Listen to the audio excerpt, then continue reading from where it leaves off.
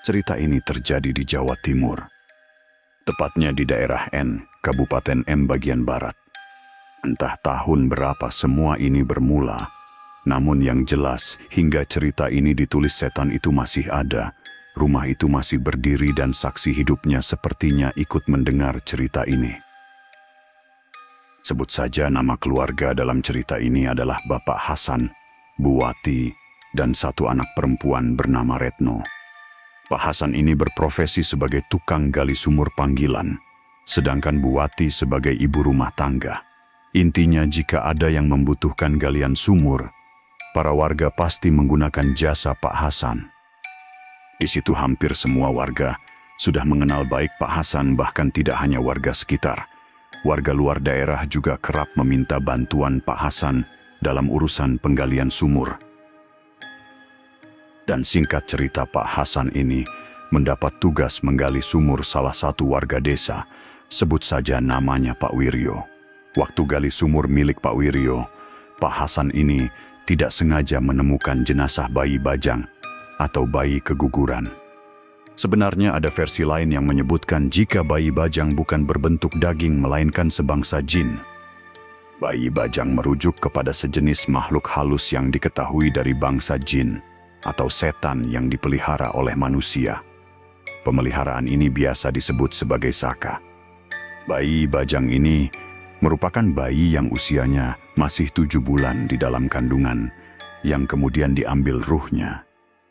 Bayi bajang ini ternyata bukan hanya sebatas makhluk gaib saja, tetapi ruh yang telah diambil tersebut digunakan untuk melakukan ritual pesugihan. Tapi bagi beberapa orang Jawa, bayi aborsi atau keguguran juga disebut bayi bajang. Ya, namanya bayi keguguran, jadi bentuknya tak utuh, hanya bagian tubuh kecil yang belum sempurna. Di situ karena Pak Wiryo juga tidak mengetahui asal-usul bayi tersebut. Karena simpati, akhirnya jenazah bayi bajang itu dibawa pulang oleh Pak Hasan dan dimakamkan di bagian belakang rumahnya sendiri dan didoakan, serta dimakamkan dengan layak. Soalnya waktu menemukan jenazah tersebut kondisinya tidak terawat dan hanya dimasukkan ke dalam kaleng. Seiring berjalannya waktu selama menggali sumur, Pak Hasan ini kembali menemukan jenazah bayi bajang lagi di berbagai tempat. Kadang nemu tubuh kecil, kadang hanya bagian daging yang tinggal sepotong saja. Entah bagaimana menjelaskannya, yang jelas Pak Hasan waktu itu sering dapat jenazah bayi bajang dan selalu dibawa pulang. Tapi sayangnya setelah sering membawa pulang jenazah bayi bajang, keluarga Pak Hasan malah sering mendapat gangguan. Di rumahnya sering terasa ramai padahal kondisi rumah sepi, banyak suara anak kecil bermain dan bahkan tidak jarang pula Pak Hasan, Bu Wati, ataupun Retno melihat sosok anak kecil telanjang yang warawiri di dalam rumahnya. Namun anehnya, Pak Hasan adalah orang yang paling tenang ketika semua penampakan itu terlihat di depan matanya. Setiap melihat penampakan aneh, beliau selalu tersenyum seolah menandakan jika semuanya akan tetap baik-baik saja. Berbanding terbalik dengan apa yang dialami oleh Retno. Hampir setiap hari, Retno benar-benar diganggu tidak berhenti. Gangguan yang dirasakan Retno cukup beragam dan setan-setan tersebut terkesan menggoda dengan kejahilan. Setiap memasak, Retno selalu dilempari batu oleh seseorang dari arah belakang. Bahan-bahan dapur bergerak sendiri, suara-suara panggilan, api kompor dimatikan hingga makanan ditumpahkan, seolah menjadi kejadian yang selalu terjadi setiap pagi di rumah keluarga Pak Hasan. Mengetahui hal itu, Retno beberapa kali mengadukan kepada orang tuanya, namun lagi-lagi, orang tuanya tetap berkata jika semua itu tidak menjadi masalah, dan Retno diarahkan untuk tetap membiarkan saja. Seiring berjalannya waktu, gangguan yang dialami Retno seolah sudah semakin aneh saja. Setiap malam, tidur Retno seperti ada yang menemani. Ditambah, setiap Retno masuk kamar mandi, selalu ada suara orang yang memanggilnya dengan panggilan Mbak. Atau jika diartikan panggilan tersebut diucapkan layaknya seorang adik kepada kakaknya. Merasakan semua keanehan tersebut, Retno perlahan mulai mencoba berdamai dengan keadaannya. Dia tetap bertahan karena yang ada di dalam pikirannya masih ada orang tuanya yang bisa melindungi jika sampai ada apa-apa kepada dirinya. Hal itu terbukti setiap ada gangguan yang dialaminya.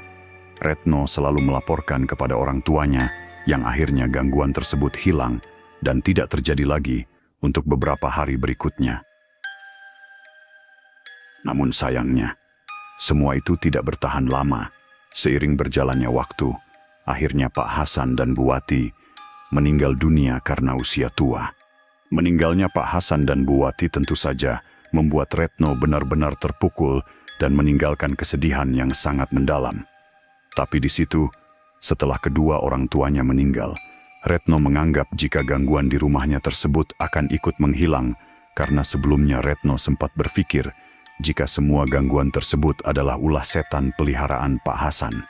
Namun sayangnya, bukannya tenang semuanya, malah semakin aneh tidak karuan.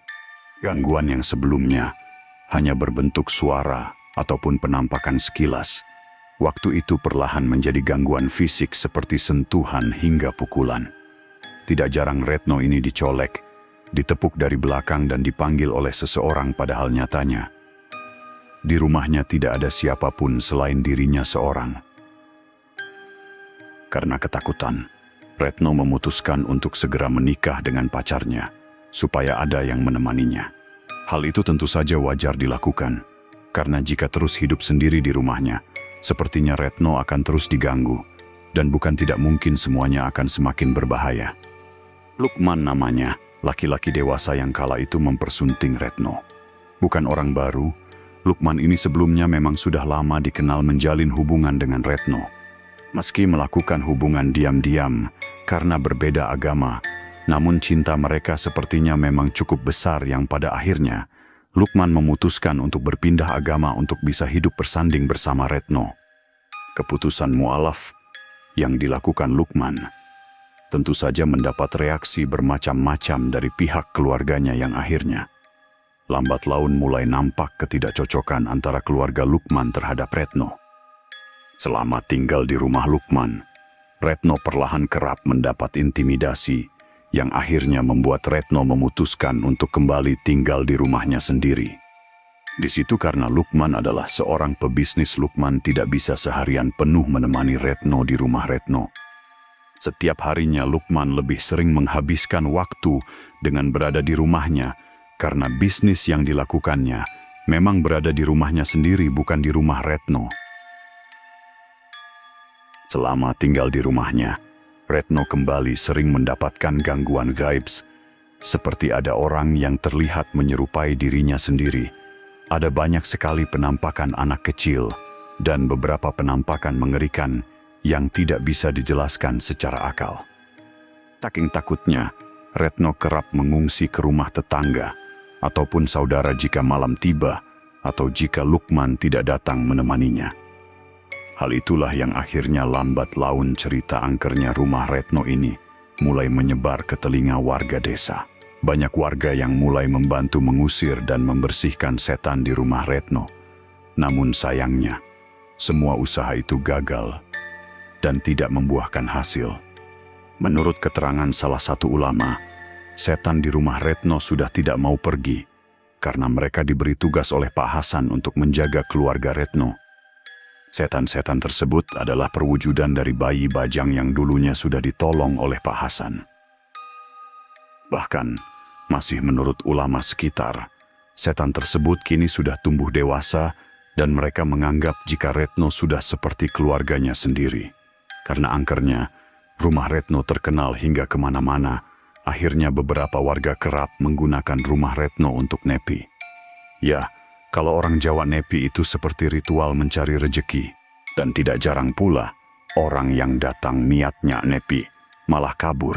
Karena menurut kesaksian, setan di rumah Retno ini jumlahnya banyak sekali dan memiliki wajah yang sangat mengerikan.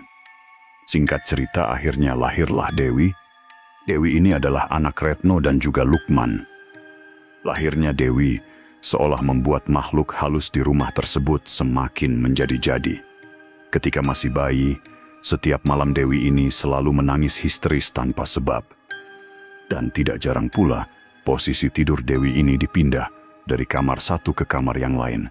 Karena khawatir, Retno akhirnya rutin melakukan tradisi Jawa terhadap bayinya dengan niatan untuk menolak bala, seperti menancapkan delingu bawang, membuat api unggun di depan rumah, dan rutin menabur garam di sekitar rumahnya.